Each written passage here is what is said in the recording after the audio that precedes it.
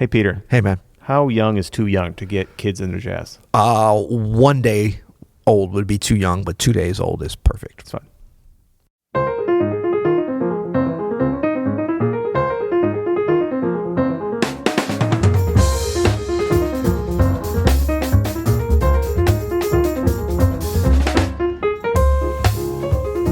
I'm Adam Maness. And I'm Peter Martin. You're listening to the You'll Hear podcast. Daily jazz advice coming at you. Relentlessly coming at you. Relentlessly. Jazz advice. All up in your grill. We're talking about kids getting into jazz today because we got a speak pipe from Roman. You ready for this? We're ready. Let's do it. Hey guys, my name is Roman and I am a piano player all the way from Ukraine. And I wanted to ask you guys, would you share some ideas about what's the best way to involve the kids from a very young age to what's the best way for them to study jazz and all this kind of stuff? Because we don't have that strong jazz education in Ukraine, and that would be very good to know, to hear some of your ideas. One more time, guys, you have a great resource, and thank you for what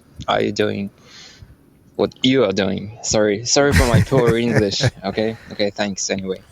Well, I guarantee Roman's English is way better than our Ukrainian. Exactly. Yeah. Thank you, Roman. First of all, I've been to Ukraine once, and I want to go back. I was in Lviv, Yeah. Lviv, another one of those cities that might be missing a vowel. I'm not sure. But so big shout out to Ukraine, and thanks for that. It sounded like Roman might have been in like a Ukrainian coffee shop or out on a Ukrainian farmland or something. I was imagining that his children were playing with his metronome. That's okay. Oh, wow. It's funny how we put, you kind of bring it in topical.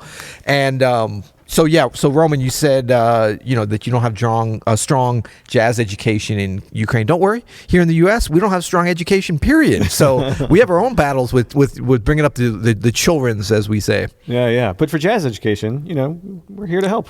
We are here to help. And I think that, I don't think that there needs to be either the barrier or even the excuse of you don't have something in your country. It will make it a little more of a challenge, but it sounds like you're up for it, that you're thinking about this with your kids. And a lot of times we idealize anyway, like maybe we think for, I don't know, like what's something that exists? Okay, like opera. So obviously Italy has a very strong opera tradition. Both opera and Italy exist. Yeah. But we think that if you are growing up in Italy, you're getting this amazing opera, immersion all the time, and the kids coming up. And that's not even always the way it is. So the same way in the U.S., it's not like we have all this built-in great jazz education. It's very much on the periphery here, especially in our public and private education. I mean, this is like a thing that I think if you want your kids to appreciate jazz, and then we can talk about, do you want them to go from appreciation to the next level as being great jazz players? That's a little trickier because that's going to be up to them, I believe. But you know what this starts with, though? What? Number one, listen. Exactly. Yeah. I mean, and it has to start in the home, I think, too. Totally. So the listening, like if you want your kids to even have the possibility of being great jazz players or appreciators, and now getting them to appreciate, I think, is a lot easier. But it's great. Yeah, because you just good. you surround them with it. Now it may not be till later because a lot of people kind of believe, and a lot of times this manifests itself as being kind of grown folks music, or what we would call grown folks music, not being the easiest thing for. Like, how many times do you see an 8-year-old, whether they've been hearing it all their life or not, be like, I love John Coltrane Giant Steps. Just once, it was Joey Alexander. That's it. Well, no, he was like, hey, look, I'm playing like John Coltrane. Yeah, exactly, yeah, but that's pretty rare. But it's also like you got to be patient with this. If you have it in the environment, and I believe this is anything that's like really culturally deep and rich, if you have it, if you nurture that in your children, great music around them by listening to recordings, by taking them to live performances as appropriate, not like forcing it down their throat so they hate you and hate it, but just having it around them, then eventually it's going to become part of their thing. Yeah. And it might be when they're 30, it might be when they're 20. Most likely it's gonna be when they go off to college. That's a lot of times when, like with my kids, I just have one now, and I had one before that was and they were always like, I heard jazz all the time, I hate jazz. Or they didn't necessarily say they hated it, but it was more like, oh, that's your thing. But they didn't realize like how well they do it. Yeah. And then they get to college and somebody's like, hey, you want to try to be a hipster? I know a little something about you. Then all of a sudden they're like, wait, I'm already way ahead in this. Yeah. I actually know a lot about this. That's so true, and that's what I'm trying to do with my kids who are now younger. They're 9 and 7, a little younger. And we just have it around. You know, I have it in the car when we go to school. I have it just in the house. I'm always obviously playing it and practicing it. And they go to gigs.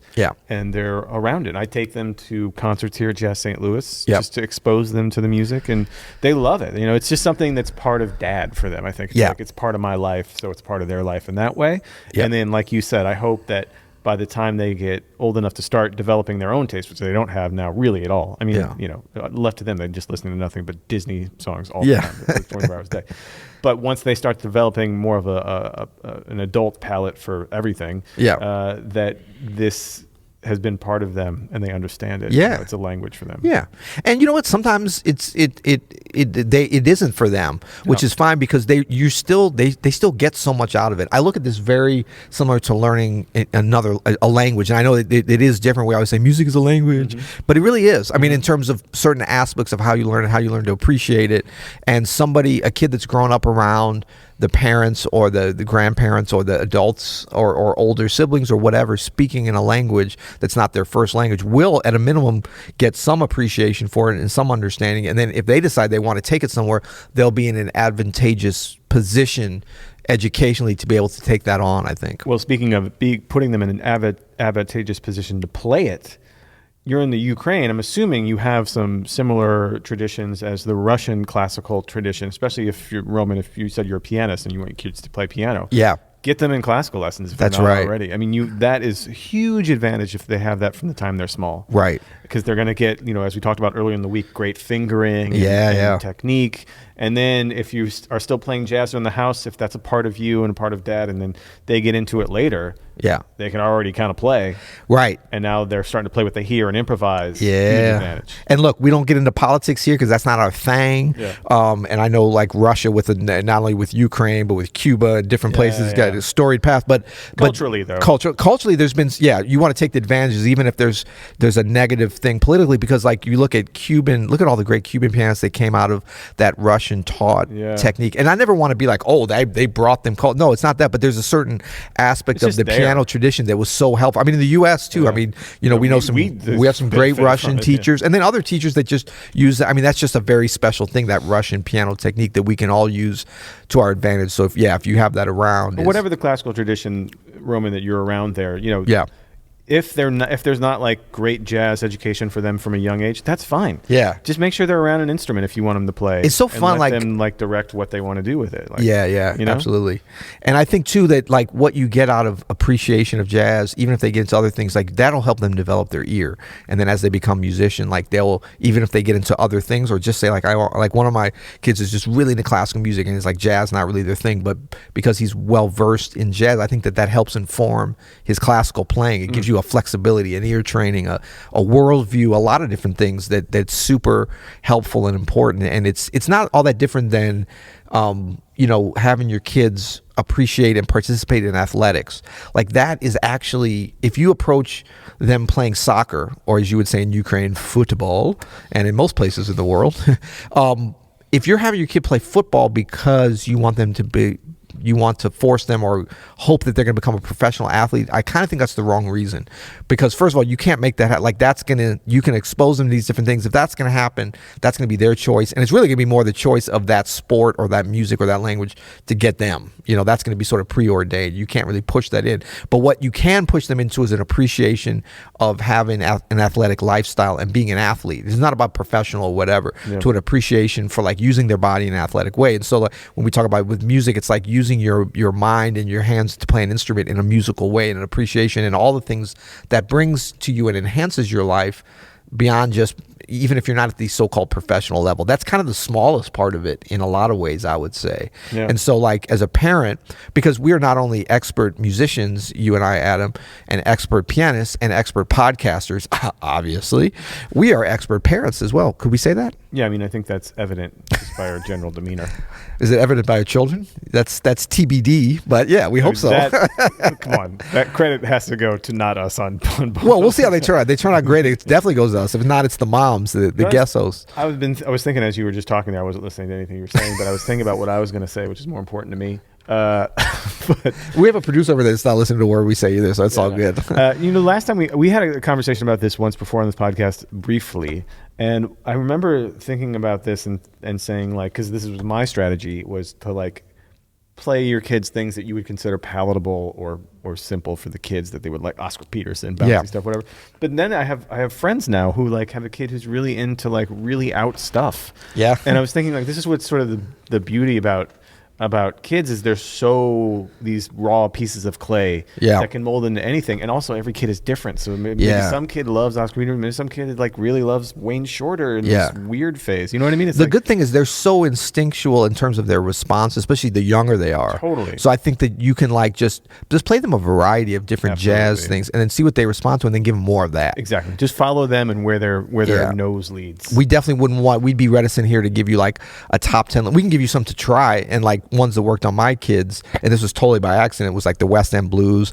You know, one of them like literally, it was just like they'd stop crying whenever they heard that. So I was like, oh, maybe it's Louis Armstrong, maybe it's that, you know, whatever. You try different things like that. Honestly, I think a lot of it is repetition. Yeah. You know what I mean? Like our kids now love the Emotion in Motion, which is the theme song for this podcast. Oh, yeah, because they just keep so much. Oh, you listen to this a lot around the house? I have to do quality control, buddy. Come on, you know that's part of the job. Hey, no one's going to believe that. They're like, the quality control? They don't do quality Actually, control. I haven't really been listening since Andrew took over as producer. I just let him. Well, no, but I do think that it ties in with earlier in the week when we were talking about habits. And you're training your kids to be in the habit of listening to good stuff. Right. You know, and don't also be too dogmatic about jazz or styles or whatever, just really good music. You know, something that we're selfish too as parents. So like we listen to, I'm talking about Miles, we listen to stuff that we like. Luckily, most of it's pretty good quality. So the kids come up kind of listening to that. You know, a lot of Stevie Wonder, because that's been important in our families for a long time, and just stuff that we like. And so it's like having your kids being, you know, giving them good food. You know, like you can't just give them what you think is healthy. You got to find something that actually is healthy and that they like, and then do it from a young enough age, and then be disciplined as far as not letting them have too much or at the wrong times, and teaching them, as you know, it's all part of a thing. Sometimes treats are okay. Little treat is okay. Not all the time though. You know. Yeah. And so it's the same thing with I think with music. That's great. Well, thanks Roman for the question. Great question. Good luck with that with the kids. Yeah. And I think too, just be confident. Like this is a time where no matter where you are in the world, it's such a cool thing when people are like so into this music that we think of as. I mean, it's long ago become global, and so I encourage everybody to look at jazz. Awesome. And the reason it's global is because it's important and it's great, and because people are interested in it all over the world. So cool.